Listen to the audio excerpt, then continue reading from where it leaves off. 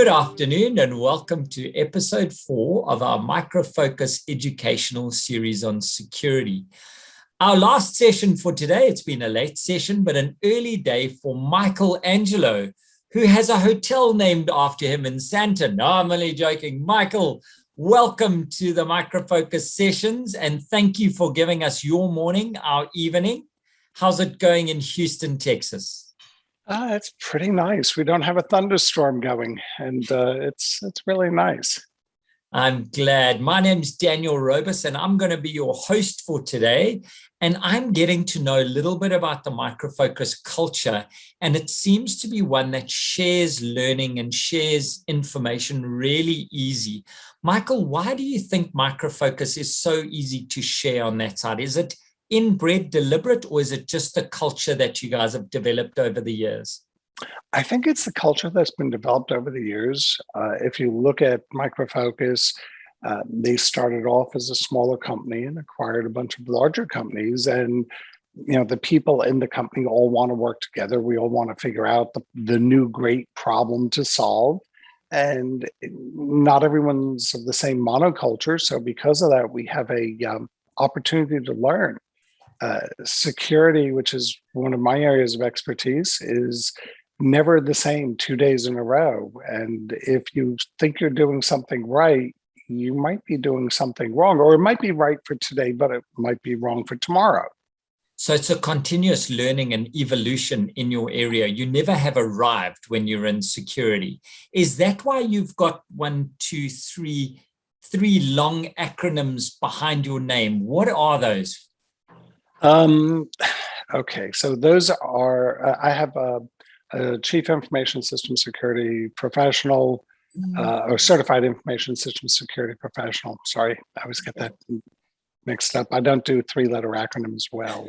I just deal with government agencies. I've got a CRISC, which basically says I know how to do risk analyses, and then I've got a privacy certification. The reality is, when I was starting out many centuries ago, none of these certifications existed. And when they started coming into vogue, I kind of ignored them because I was so busy dealing with security as a general. So, for example, when I first started doing security, the world was young. I started back in 1978.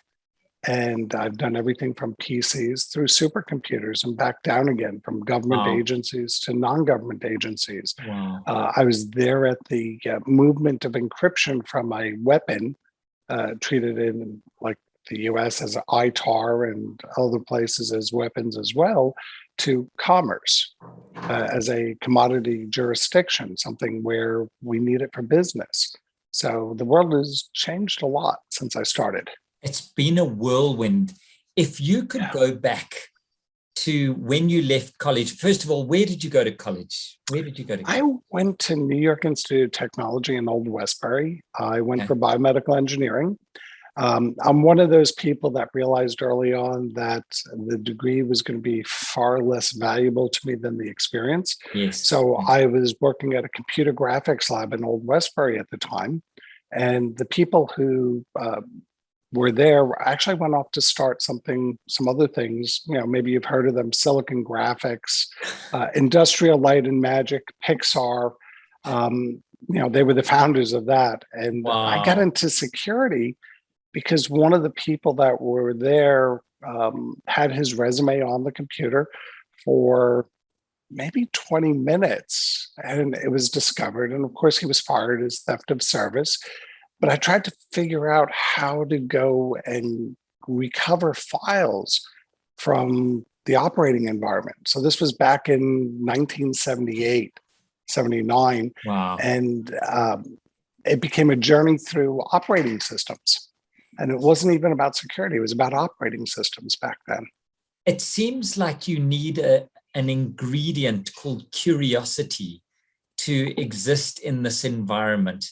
Would you say that's a dose of what makes you special in the security space? I'm not sure I'm special. I think I'm pretty average. I've got 67 patents in the US and about 120 worldwide. but it's more of a belief that, the curiosity is there, but the belief of every problem has an answer. It's just a matter of figuring out how to solve the problem. Okay. So when I look at security or security issues, I look at it, what's the problem? I will look at what might be the solution. I work forwards and backwards and sideways, and I'll talk with people and say, hey, here's what I'm thinking. What do you think of this? What about that? And well, it's curiosity is a small piece, but the other piece of it is the not willing to accept that there isn't a solution. Okay. So it's that tenacity and grit to carry on until you find an acceptable answer that's good for today. If you were giving advice to a young person that's coming into this area, in some context, you've been to South Africa, you understand that our skills are exported quite quickly, translate, yep. People steal our people, and that creates a vacuum, which is an amazing learning ground. If you had to bring a young person into security, what would you say are the first 3 steps that they need to take to shoot them on their way to a good time in a security career? Wow. Don't be afraid. Because usually people see things and they become intimidated, whether it be they get thrown a whole bunch of 3-letter and 4-letter acronyms or verbs and phrases that they have no idea what they mean. Yeah. The second thing is it's okay to understand how to run other people's programs. So I see a lot of young people nowadays going off and getting certifications in ethical hacking, which, basically is let me teach you how to run all the programs that exist out there today. It doesn't help you for the future. Okay. So the third bit of advice I'd give is understand the basics. So if you're going to do cybersecurity, I would learn an operating system. I would understand the fundamentals of processes. I'd understand the fundamentals of computing software, memory. And I would definitely make sure that I paid attention to things like supply chain. Where does that component that I'm about to run on my computer, or where does that software come from, and what was done to make it secure? And I mean, that's the topic of discussion today. We are talking about supply chain and where does software supply chain fit into this whole ecosystem? And I think that that's a good segue in. Why is this even an issue to talk around? Wow. You've got to understand, that's kind Michael. Of like, so what a perfect. I come with no background. You got to give me something. Okay, so I don't know how much news has been made where January I spent most of the time offline for various personal reasons. Matter of fact, I spent the entire month offline laying on my stomach, but we won't go there. During that time, there was an incident called SolarWinds. Yes, I heard about it. I heard about it. So good. So SolarWinds was a company, or is a company, that got some software from the internet as a component. And most companies do that, either whether or not you're buying software or they're building software, you get something from the internet. Well, a piece of that code may have been subverted. Okay. It might have had a security issue in it. So in English, a baddie did something to that code and it got behind all their firewalls. Well, worse. Okay. So someone took a bad action, and it's not clear as to whether or not it was someone inside the company, someone outside the company. That's for the courts to figure out in the future. But the end result was someone got some bad code into a product that they sold. Now, that product provides security for other people. It allows you to update your infrastructure from security vulnerabilities. And if that product had the vulnerability, now all of a sudden the foundation of your security has issues. Okay. And so they poisoned the water well. Exactly. And it's funny. There's a slide I have. I'm actually talking at the ISC Squared International Congress in a couple of weeks on this topic. And there's a slide I have which shows a picture of a bottle of water, and it's coming out of this metal pipe in the side of a wall. You're right. It's a poisoning of the well, but you don't necessarily know who or where it was poisoned. And at the end of the day, that's irrelevant. The question of what was in it and how did it get into your infrastructure, or what is in your infrastructure, is what's really important. So when was the last time you looked at the back label on a bottle of water? A while ago.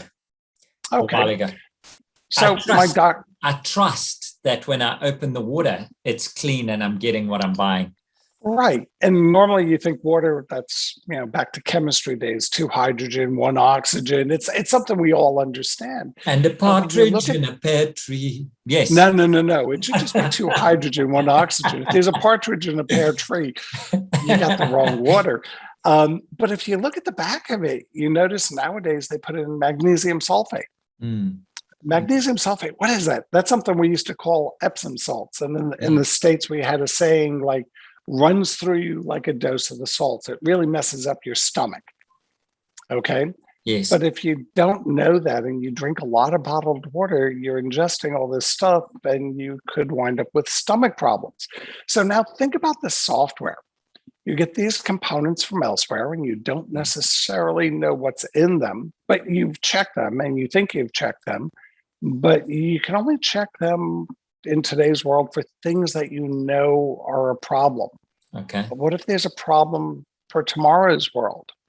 So now you've got this software, this component that you include in your infrastructure or the software you're writing, and it's got a vulnerability, but you didn't know about it when you were including it. Yes. So now you have to monitor after you've included your software, all of your components, to see if there are vulnerabilities in them. Okay. So January rolled around, SolarWinds hits. Then there was something called CodeCov. CodeCov is this cool tool that's on the internet that someone compromised that allowed you to look at the source code. You look at your source code and determine how much testing you did. But they compromised the shell script that you were downloading to your computer, which we won't go into the security issues on that, but you downloaded the shell script and you did not, no one knows what it did. Okay. So that hit. And then all of a sudden, everyone suddenly became concerned about software supply chain. They suddenly said, oh my gosh, we're being poisoned by the software. What are we going to do? Okay. So a number of countries, the US included, came out with statements of, in the US, we called it an executive order. Yes. We need to figure out what's in our software. For critical infrastructure, we need to do this. Now, the executive order came out in May and it had dates and it had requirements and all these things in it. But when you think about it, anytime the government gets involved, things are going to be not necessarily improving. So we'll leave it at that. One of the things I do on the side is I still participate with the U.S. government for export reviews. So looking at technology. So I know that if I say this is an apple or this is a pear, they're going to go and do something strange and wonderful with that statement. It's always good. Fruit, man. It's a fruit. Yeah. Yeah, exactly. And nuts are fruits, aren't they? So yes, exactly. And so is a tomato. If we rewind, so you talking now with the proliferation of agile, which is out there, release early, release often, fail forward. We're now using components and containerization and Kubernetes and open source to just reduce the time to market for these changes. You're saying that the problems are now there. The problems have been there. Let's back up in time before this year. OpenSSL. Yes. OpenSSL is a software package. It's used in about 10 million websites worldwide. Wow. If you think about that, that's a lot of places. And then you can hide components and you can hide bad things.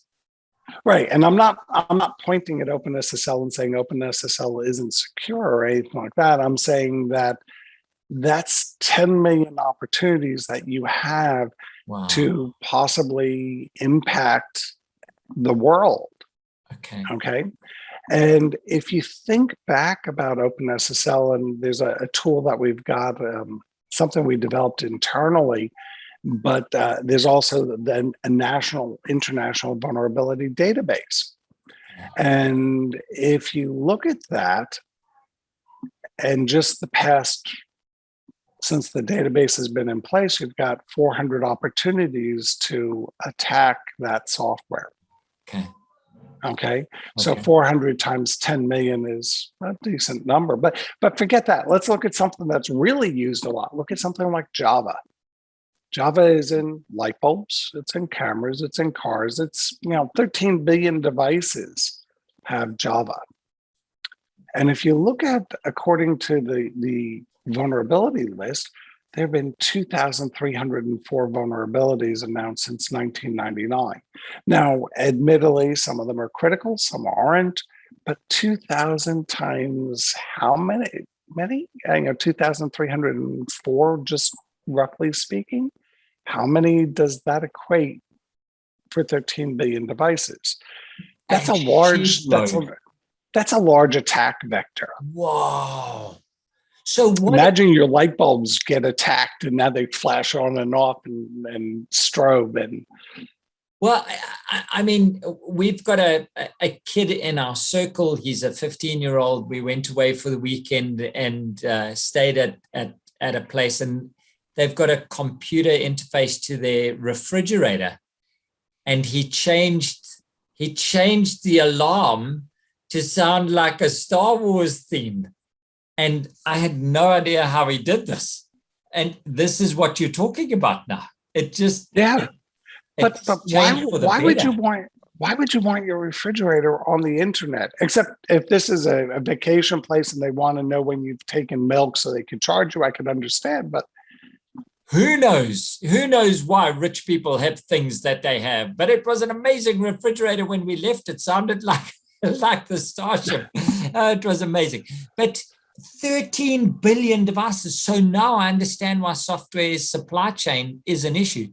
But what the heck do we do about this? Well, that's one of the things that we spend a lot of time looking at. I'm not new to this rodeo. Sorry, I'm from Texas. Not originally, but I got here as fast as I could. Just too many cliches, sorry. Yeah, but everything's bigger in Texas. Even the stories are bigger. Oh yeah, it's all fun. But no, so I've actually been talking about supply chain and saying people that there's an issue here. So about 2012. So I've been at Micro Focus since before I've been at Micro Focus since before it was Micro Focus, and I've started about 2010 saying, people, we've gotten big enough. We're now including a lot of third-party components from outside. We have to worry about, are we licensed for those third-party components? But we have to worry about vulnerabilities. But we don't have the source code for those components, so we can't inspect them. So how do we do analysis? And there's all kinds of magic that we can, wave a wand at and analyze source code or analyze binaries to determine if they've got problems.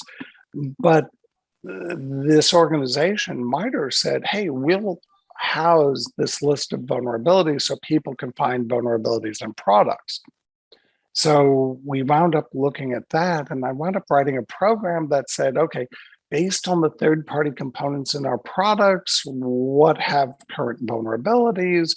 And then we run that daily, hourly, and we flag those products. And fast forward, now we've got a database that we use that we can tell every product, every component, every version of component in that product, and whether or not there's a published vulnerability. And if there's a published vulnerability, we have a team of engineers who will go out and look at the component, look at the vulnerability in the product. We'll usually rev the component, but the time frame may be delayed a little bit depending on whether or not it's an impacting component. So if the tree is not going to fall in the woods and hit us, we will fix it. We'll chop it down later on rather than right away. Now, this works really, really well up until everyone starts publishing all the third-party components in every product out there. Because now all of a sudden you wind up with a database. Databases are great, but imagine product A uses component B. Component B uses component C uses component D, and component D says, I have a security issue. Now, all of a sudden, everything up that chain has to worry about that security issue. And because you've got this database, it's fairly easy to develop this transitive dependency list. So you know that product A consumes component A, which consumes component B, which consumes component C, which consumes component D. What you don't know is if component C is exposed to the vulnerability in component D, if component B is exposed to the vulnerability in component C, and if component A is exposed to the vulnerability. Wow. And by the way, it can be A is exposed to B, C, or D. Yes. You don't necessarily know. Yes. But it gets worse. Thanks. You're just a jolly. You should write cards for Hallmark, buddy. Hey. It gets worse. Okay, Hey, tell me worse, because we're going to go to the positive. I'm thinking of this, thinking, what the hell can I do? So component C, what if component C no longer has someone supporting it because it's open source? It's Cobol. And you don't have it. Yes, they've gone off to retire. Well, yeah, they've actually gone and created a company where they're selling something else. But so now all of a sudden you've got what's known as orphan dependencies. Oh, my word. So, a lot of people will hear me talk over the next few months about why publishing the dependency list lowers the bar of attack for people that want to do bad things, because it just keeps on getting. You're giving them a paint by numbers into your environment. You're giving them a list of places to go and attack. But it only goes downhill from there. Go back to that Java stuff. 13 billion devices. Now you know that there's a vulnerability down 4 levels in those 13 billion devices. And bad people know everywhere or can tell where those devices are used. And think about that. It's not just my car, it's not just my refrigerator, it's my lights, it's my switches in my house. It's our electricity production farms, it's our automobiles, it's our gas providers. Exactly. You are not a popular person to have at a party, dude. Oh, actually, I am, because So one of the things when I was in South Africa, I'd never seen it before. I saw a black swan. Yes. Probably one of the most spectacular creatures I've ever seen in my life. And it also comes to play when we're talking about supply chain. Is this a black swan event? A black swan was coined back, actually in the late 1800s. Someone had actually visited South Africa and brought back a black swan. And that caused such disruption in society because black swans were imaginary creatures like unicorns, like, government people there to help you. I didn't know that. I had to do that. Sorry. Yeah. So it became a view of the end times and people panicked. Wow. And then they got used to it. Well, here we've got supply chain, and rule number 1, don't panic. Rule number 2, look at what you're doing before you do it. Now, a lot of people will say, well, you're using open source and there are hundreds of thousands of people looking at this open source. But the problem is there are 100,000 people looking at it, but they're not experts. Yeah. They're not skilled and trained in the art of security. Their number 1 goal is like the internet. Our number 1 goal in 1985, I put a site on the internet, one of the backbone sites for the National Science Foundation. And that in turn became the internet in 91. And our goal was not security. Our number one goal was make it work, enhance it to work better, fix the bugs that we introduced when we made it work better, introduce a new feature that someone else absolutely needed, enhance the bugs that were introduced from that new feature. It wasn't until we got to like the 7th layer of this process that someone said, what about security? What about worms? What about viruses? What about malware? So, rule number 1, don't panic. Rule number 2, understand that the third-party components you're getting from the open source world may have security issues, and figure out how to mitigate it. The easiest way to mitigate most of the security issues is to ask the simple question, why is this connected to the internet? Do I really need to be able to turn the light on in my bathroom from across the world? It's cool that I can do that, but why do I need that? Okay. Now, for companies, having that list of transitive dependencies is important because you want to know what's in your infrastructure. You want to know, you need to know what you're exposed to. And then being able to determine that is critical to your success. So looking at the bar in the US executive order, it called for a creation of a transitive dependency list. Everyone to say, here are the dependencies in our product. Here are the dependencies in our infrastructure, and declare that publicly, which lowers the bar. However, if we were all told, go and create a list of what's in your infrastructure, what's in your software, and based on what's in my software, you as a customer, I tell you, here's my software list. And then we create a process where we're constantly testing the software, constantly monitoring the components, constantly changing the components. Now, all of a sudden, this black swan event is really a cool looking animal with really pretty red eyes. It's not a sign of end times. Yes. So let me retract. I mean, we can talk for hours. Wow, Sorry. This is interesting.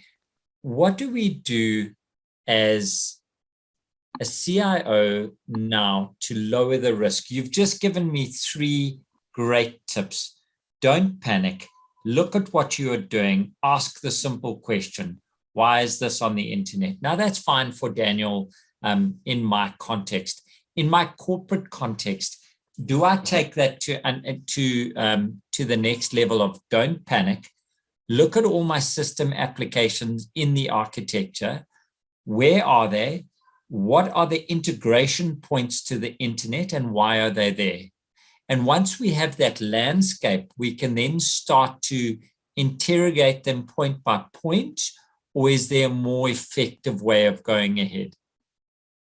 Wow, that's a loaded question. Definitely, it is a flat out loaded question. I need a little bit of so a there's a few things. When we're talking about a big company, I always ask the question of why do you need that particular person to be able to get on the internet? If you look at a number of the ransomware attacks that have occurred, it's because someone has clicked on something that they shouldn't have. Okay. But should they have been out on the internet playing in those areas on a sensitive network for their company? Okay. And that becomes a question. So it's not just looking at the internet connections, it's look at what you're doing inside of your company. Okay. We have very well defined processes and practices. If you go to NIST special publication 853, you actually have a checklist of all the things you could do around security. Okay. And of course, we all have unlimited budgets and we can do that, go through, and there's only like 800 items. I'm exaggerating, of course. It's that Texas thing again.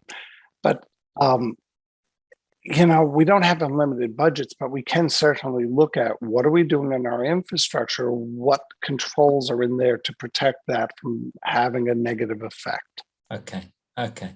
So, Michael, another question.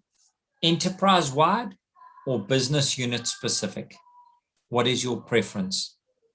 when we attack a supply chain issue like this? Everything rolls uphill. So your business unit should pay attention to the components that it's doing and where is it actually connecting, what is it actually buying, how do you isolate it if it's a command and control application, how do you isolate it to protect it from something else? That in turn rolls up into your IT or corporate infrastructure.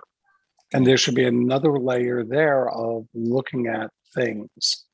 And, in theory, you as an individual in your business unit are not going to go out and subscribe to the internet. You're going to go through your IT infrastructure. Yeah. But at the same time, you as a business unit are going to buy that piece of software to do what you need it to do. Yeah. So you're going to have a up chain and a down chain issue. You have to worry about it at both places. It's not an either or. Okay, that's great. Then what is the role of my vendors? So my application vendors, my integration vendors, my hardware in this sort of supply chain issue. So we know the tier one providers, they claim to be hack proof, everything's out there, but where do we get in? What is their role and how do we partner in a supply chain management like this with those big guys that keep our organizations running? Everything can be hacked and broken into with enough time and money. We all know that. Yeah. Worst comes to worst, there's a cartoon I've seen a few times where someone is saying, "You'll never guess my password. It's got 400 characters, numbers, letters, underscores, whatever." And the one guy says, "Well, shall we look for the Post-it note?" And the other one says, "No." And he's got a baseball bat. He's going to just convince me to change it. Yeah. Give me that baseball bat. It was used by someone in the game to play, whatever. So these multiple roles. First of all, you want to look at that vendor and make sure the vendor has a reasonable supply chain or secure development lifecycle if they're selling you a product. You want to ask them, what do you do? Now, the vendor won't be able to tell you the nitty-gritty details. They should never do that, because if they tell you the nitty-gritty details, they might have missed something, or they may be doing everything right, but you don't need the details. You need to know whether or not you believe that they're doing something that's scalable, that's reasonable, that's right. So look, when you ask a customer or a vendor, what are they doing? Say, do you have a secure development lifecycle? Okay, how do I know that you've done everything at the point the product is shipped to me or provided to me that will tell me it's not got a security issue? But then remember what I just said a second ago, everything can be hacked with enough time and money. Things will come up. So you want to ask the question, okay, say that something bad happens, what will you do to mitigate that? How do you mitigate that? So if you discover that there's a vulnerability 4 levels down, what's your process for handling that? Or if we call you up and say, "Hey, we think there's a vulnerability," what's your process for handling that? So let me backtrack. I mean, we're in the bottom of the world in South Africa, and when we're talking about the tier one vendors that are out there from an ERP perspective, we're talking HR, financials, supply chain, manufacturing. We don't get to have those discussions quite often with the development team. They're saying we're moving on to a SaaS environment, and you're paying your subscription for your ERP access. Do we trust what's on the box? Or do you think there's a dose of skepticism that we should be going through on that RFP answering process? So there should always be a dose of skepticism. Paranoia doesn't mean they're not out to get you. John Malkovich. You just quoted John Malkovich. My day is made. My day is made. Actually, it was said a few years before him, but that's okay. We won't go there. No. I'm not old enough to know where it came from. I just know John Malkovich. So the reality is, any vendor, if you go up to them and say, "Do you have a secure development lifecycle? Can you describe it at a high level?" Will be able to tell you what their development lifecycle is. Now, when you're looking at a SaaS infrastructure, that's a little bit different. So A lot of people will ask me, do we have an ISO 27001 certification for our development environment? And that's an IT certification. Yeah, That doesn't yeah, yeah, necessarily apply to development. yeah. So I always point to, common criteria, ISO 15408. Lots of people subscribe to that. That tells you, what did I put in my product? How do I know it's secure? And then it also looks at my development practices to make sure that the practices are reasonable, that they do things like, do you do code testing? Do you do static code analysis? Do you do et cetera, et cetera? Okay. And then we'll add on to that flaw level remediation, that question that everyone asks. So what if something is found? How do we notify you? How do you tell us it's found? How do we know that it was fixed? Okay. So there's all of these things that you as all the way in South Africa can turn around and say, tell me about. Okay. And that's for a software developer. Now, if you're looking at SaaS, then there's another series of questions you want to ask, because it's not the software you're buying. What you're buying is the infrastructure, the IT infrastructure. So there, 27001, tell me what you're doing. Do you have your 27001 certification for your SaaS infrastructure? Tell me, do you have your SOC 1, SOC 2? All these standards do apply. The same standards you would apply to your IT infrastructure should be in your SaaS infrastructure. Okay. So basically what I'm taking from this last 10 minutes of discussion, from a CIO perspective, we need to be informed about what we don't know, and we need to be asking those questions to be informed. So if you're going out on tender and you're making a big change, like an application change, we're not building, we're not downloading, we're actually taking an application to do a business function. Ask those questions around the supply chain on where it is and how it's dealt with. And we should, if they are reputable, if we are dealing with the big guys, they should be able to answer that. You've terrified me on this talk, Michael. It's been very informative. We are coming to the end of this. I'm actually petrified to ask you the next couple of questions because I'm scared of what you're going to say. What are you most excited about that's going to be released from the Micro Focus stable in the next 6 months that's going to help us with IT supply chain? Oh my gosh. So first of all, allow me to help you. I don't do product. I look at our technology and say, these are the things we need to fix and what we need to fix and how to fix them, etc. But that having been said, the entire Fortify product suite is incredible. The SaaS offering for the Fortify On Demand is just getting better and better. So if you're developing software, you really want to look at using that technology, whether it be for static code analysis or dynamic. That technology helps you determine whether or not you put something into your code directly that might be a problem. Where do we find out about that? Is it on the website or just Google? Oh yeah, Google Fortify On Demand. Okay, that's awesome. So the second thing would be look at the Arcsight products. We're putting a fair amount of work into that. There's some offerings that we've got where AI is tied in, artificial intelligence. I know that's everyone has artificial intelligence, but we actually have some proven track records, and you can actually find stuff on the internet or in our website about that as well. Awesome. Awesome. Now, Michael, you do have a real job as Chief Security Architect. What are you doing in the last calendar quarter before we get to Christmas? What is your focus for the next 12 weeks? Not vacation. That's because Americans don't deserve vacation. You must work. Yeah, exactly. Spoken like almost a Texan, northern Texan. So my job spans across all the products in CyberRes. So when you look at our product portfolios, we've got compilers and other things, and then you've got the security products, and that's where we put stuff in CyberRes. So I'm responsible for all the common criteria certifications, all the other certifications we do, security analysis of issues, of course, fixing and working on supply chain as it continues to evolve. So I can tell you what I'm not going to be doing over the next 3 months. Visiting us. Well, that's only because you can't travel. So sleeping is out of the question. Yeah.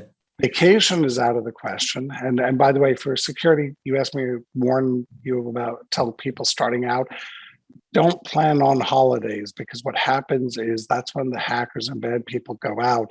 They're off from school, and that's when they always attack. That's Christmas Eve, very New Year's Eve, Rosh inconsiderate. Hashanah. Very inconsiderate of them. I would say rats, but I'm not allowed to.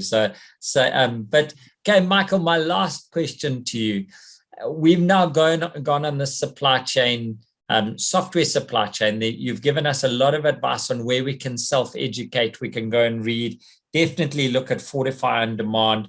You've given us a couple of nice tips for young and old people.